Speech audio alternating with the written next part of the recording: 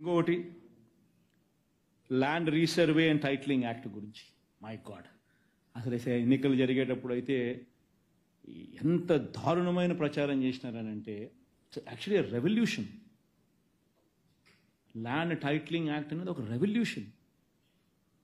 ఎంత గొప్ప రెవల్యూషన్ అంటే ఇది. ఈరోజు భూములు కొనుక్కోవాలని చెప్పి మీరు ఎవరైనా అనుకుంటే ఆ భూములు కొనాలంటే మీకు భయం. ఆ అమ్మే వాడు టైటిల్స్ కరెక్ట్గా ఉన్నాయా లేదా, నేను కొనే టైటిల్స్ కరెక్ట్గా ఉన్నాయా లేదా అని భయం మీకుంది. ఆ అమ్మేవానికి భయం. రేపొద్దున ఇంకొకడెవడో టైటిల్స్ తీసుకొని వచ్చి నేను ఒరిజినల్ ఓనర్, నువ్వు కాదు ఒరిజినల్ ఓనర్ అంటాడేమో అని చెప్పి వాళ్ళకు అనే అమ్మేవానికి భయం. మొట్టమొదటిసారిగా ల్యాండ్ టైటిలింగ్ యాక్ట్ ద్వారా స్టేట్ గవర్నమెంట్ గ్యారంటీ ఇస్తూ ఉంది. స్టేట్ గవర్నమెంట్ ఇన్సూరెన్స్ ఇస్తూ ఉంది. గవర్నమెంట్ గ్యారంటీయే కాదు, government is giving insurance also.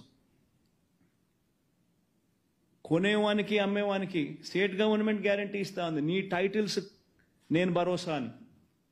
అంటే నీ టైటిల్స్ను వెరిఫై చేసి, నీ టైటిల్స్ను గవర్నమెంట్ వెరిఫై చేసి, నీ కోసం అని చెప్పి రాళ్ళు, సరిహద్దు రాళ్ళు నువ్వు చూపించిన చోట గవర్నమెంట్ పెట్టి, నీ కోసం ఫ్రీగా గవర్నమెంటు ప్రతి గ్రామ సచివాలయంలో ఒక సర్వేయర్ను నియమించి 15,000 మంది సర్వేయర్లను నియమించి 4 ఏళ్ల ప్రక్రియలో 4 ఏళ్ల కార్యక్రమం ఇది. 4 ఏళ్లలో గవర్నమెంట్ వుడ్ బి స్పెండింగ్ 2,000 కోట్లు పైచిలుకు on survey equipment, on surveyors salaries, on the stones. నీ కోసం పాతుతా ఉన్న ఈ స్టోన్స్ గవర్నమెంట్ సర్వే చేసి, నువ్వు చూపించిన సరిహద్దుల్లో సరిహద్దురాలు నీ కోసం గవర్నమెంట్ నాటించి, నీ కోసం గవర్నమెంట్ సర్వే చేసి నీకు ఆ డాక్యుమెంట్స్ ఇస్తూ ఉంది. నీ డాక్యుమెంట్స్ గవర్నమెంట్ గ్యారంటీ ఇస్తూ ఉంది. నీకు భరోసాగా గవర్నమెంట్ నిలబడతా ఉంది. That is land titling act. అని ఏమేమో ప్రజలలో అపోహలు క్రియేట్ చేసి, దాన్ని నాశనం చేసి, చివరికి దాని గురించి దుష్ప్రచారం చేసి, ఆ దుష్ప్రచారం నుంచి బయట పడలేక దాని ల్యాండ్ టైటిలింగ్ యాక్ట్ను అసెంబ్లీలో క్యాన్సిల్ చేసినారు. అసెంబ్లీలో తీర్మానం చేసి రద్దు చేసినారు. రద్దు చేస్తానే కేంద్ర ప్రభుత్వం అనింది, రివర్స్ అనింది. కేంద్ర ప్రభుత్వం అనింది, ఎవరైతే ల్యాండ్ రిఫార్మ్స్కు సంబంధించి reforms in land administration and management గురించి ఎవరైతే అడుగులు ముందుకు వేస్తారో వాళ్లకు central government is incentivizing, giving them 50-year loan, interest-free loans, giving them 50 years interest-free loans for capital expenditure అని బడ్జెట్లో నిన్న కేంద్ర ప్రభుత్వం ఫైనాన్స్ మినిస్టర్ చదివింది. ఈరోజు వాళ్ళకి ఇన్సెంటివ్స్ రావాలనంటే జగన్ చేసిన ఈ రిపోర్ట్ అంతా చూపించుకుంటే తప్ప నుంచి వాళ్ళకి ఇన్సెంటివ్స్ రావు. ఒక పని చేసేసరికి ఎందుకు చేస్తా ఉన్నావు? అమెరికాలో ఎందుకు టైటిల్స్లో నీకు కాంప్లికేషన్స్ రావు? ఎందుకు నీకు వెస్టర్న్ వరల్డ్లో క్రయ విక్రయాలకు సంబంధించి ల్యాండ్ డిస్ప్యూట్స్ ఎందుకు లేవు? ఎందుకనంటే టెక్నాలజీ ద్వారా నువ్వు సర్వేలు 15,000 మంది సర్వేలను ఉపయోగించి, రోవర్లు కొని, ప్రతి గ్రామ సచివాలయంలో ఇవన్నీ పెట్టి, నువ్వు ఇవన్నీ సరిహద్దురాలను నాటించి, రికార్డ్స్ అన్ని అప్గ్రేడ్ చేసి, ఈ రికార్డ్స్ అన్ని అప్డేట్ చేసిన రికార్డ్స్ అన్నీ కూడా మళ్ళీ మ్యూటేషన్స్ చేసి, మ్యూటేషన్స్ పూర్తి చేసి, సబ్ డివిజన్స్ కంప్లీట్ చేసి, రికార్డ్స్ అన్ని అప్డేట్ చేసి, ఆ సచివాలయంలోనే ఆ రికార్డు పుస్తకం పెట్టి, సచివాలయంలోనే నీ రిజిస్ట్రేషన్ చేసుకునే అవకాశం కూడా నీకు కల్పిస్తూ, సేవలు అందిస్తూ, ఇవన్నీ చేసిన తర్వాత 4 ఏళ్ళు పట్టిన తర్వాత కూల్ ఆఫ్ పీరియడ్ టైం ఇస్తారు. ఇవన్నీ చేసినామో, ఎవరికైనా అబ్జెక్షన్స్ ఉంటే మీరు చెప్పండి అని చెప్పి చెప్తారు. అయిపోయిన తర్వాత ఇప్పుడు 17,000 రెవెన్యూ గ్రామాలకు సంబంధించి ఆల్మోస్ట్ 8,000 రెవెన్యూ గ్రామాలలో వైఎస్ఆర్సీపీ ప్రభుత్వంలోనే కంప్లీట్ చేసినాం ఎక్సర్సైజ్. ఎక్కడ కంప్లైంట్స్ లేవు, ప్రజలందరూ సంతోషంగా ఉన్నారు. అవన్నీ రికార్డ్స్ అన్నీ పెట్టిన తర్వాత కూల్ ఆఫ్ పీరియడ్ ఇస్తారు, 1 year టైం ఇస్తారు. ఎన్ని రికార్డ్స్ పెట్టి ఎవరికైనా అబ్జెక్షన్స్ ఉంటే మీరు రండి చెప్పండి అని చెప్పి. అబ్జెక్షన్స్ ఏమీ లేకపోతే కూల్ ఆఫ్ పీరియడ్ అయిపోయిన తర్వాత then the government will give the insurance. then the government will give the guarantee. That is a reform. ఆయన నాశనం చేసినారు. 9,50,000 మంది సబ్ రిజిస్టర్ ఆఫీస్లో రిజిస్ట్రేషన్ చేసుకున్నారు. వాళ్ళందరికీ ఒరిజినల్ డాక్యుమెంట్సే ఇచ్చినారు. ఏ ఒక్కరికి ఏదో ఆన్లైన్లో ఇవ్వడమే నీకు ఒరిజినల్ డాక్యుమెంట్స్ ఇవ్వమని ఎవడికి అనలా. జిరాక్స్ కాపీలు ఇటు ఎవడికి లే, అందరూ ఒరిజినల్ డాక్యుమెంట్సే ఇచ్చినారు. 9,50,000 మంది పైచిరుకు మంది రిజిస్ట్రేషన్ చేసుకున్నారు. అందరికీ ఒరిజినల్ డాక్యుమెంట్సే ఇచ్చినారు. అపోహలు క్రియేట్ చేసి ఒక మంచి కార్యక్రమాన్ని రూయిన్ చేసి ఏం సాధిస్తున్నారు?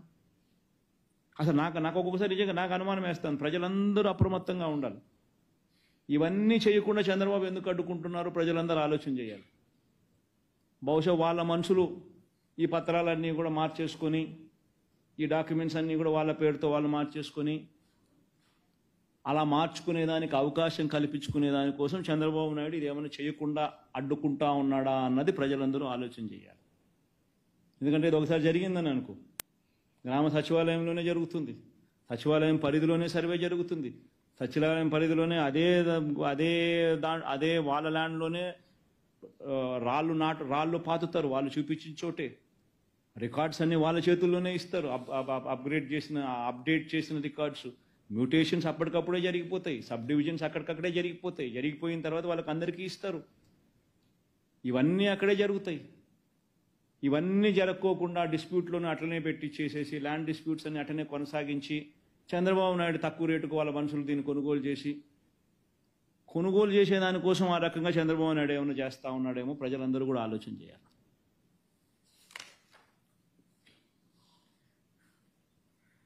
అసలు భూముల విషయంలో ఎన్ని అబద్ధాలు ఎన్ని అవాస్తవాలు చెప్పాడు అని అంటే, నిజంగా దశాబ్దాల తరబడి పరిష్కారం కాని సమస్యలు వైఎస్ఆర్సీపీ ప్రభుత్వంలో పరిష్కారం అయ్యాయి. అసైన్డ్ భూముల విషయంలో అయితేనేమి, షరతులు గల భూముల విషయంలో అయితేనేమి, చుక్కల భూముల విషయంలో అయితేనేమి, రైతులు నానా ఇబ్బందులు పూర్తిగా పడిన పరిస్థితుల్లో వైఎస్ఆర్సీపీ ప్రభుత్వం వచ్చిన తర్వాత మేలు చేసింది.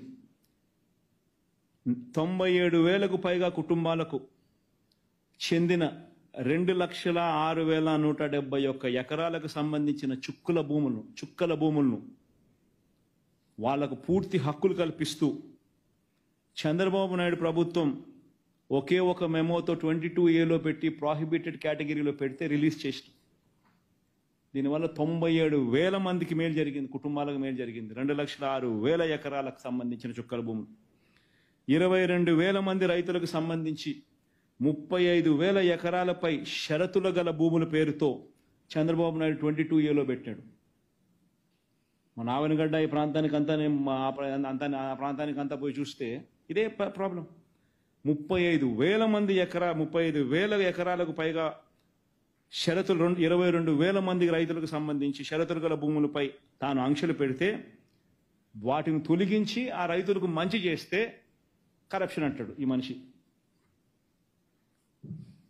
20 ఏళ్ల అసైన్మెంట్ పూర్తయిపోయిన భూములు, 20 ఏళ్ల అసైన్మెంట్ పూర్తయిపోయిన 15,21,160 మంది రైతులకు, దళితులకు, పేదలకు అసైన్డ్ భూములు 20 ఏళ్ళు పూర్తయిపోయిన వాళ్లకు 15,21,000 మందికి 27,41,000 ఎకరాలకు సంబంధించిన అసైన్డ్ భూములపై సంపూర్ణ హక్కులు కల్పిస్తే దాంట్లో కరప్షన్ అంటాడు. వాళ్ళ భూములు అట్లనే ఉండాల, వాళ్ళ భూములు వాళ్ళు అమ్ముకునే స్వేచ్ఛ వాళ్ళకి ఎప్పుడూ ఉండకూడదు. అలా వాళ్ళకి అమ్ముకునే స్వేచ్ఛ లేనప్పుడు నువ్వు తక్కువ రేటుకు వాళ్ళ దగ్గర నుంచి తీసుకోవాలి. దీన్ని దుర్మార్గం అంటారా? లేదా 20 ఏళ్ళు పూర్తయిపోయిన ఆ దళితుడికి మంచి జరగాలని, లేదా 20 ఏళ్ళు పూర్తయిపోయిన ఆ పేదవాడికి మంచి జరగాలని 20 ఏళ్ల తర్వాత నీ భూమిని నీ ఇష్టానుసారంగా నువ్వు కావాలంటే అమ్ముకోవచ్చు. ఆ రైట్ నీకే వస్తుంది, నీ కుటుంబానికే వస్తుంది అని చెప్పడం అది న్యాయమా?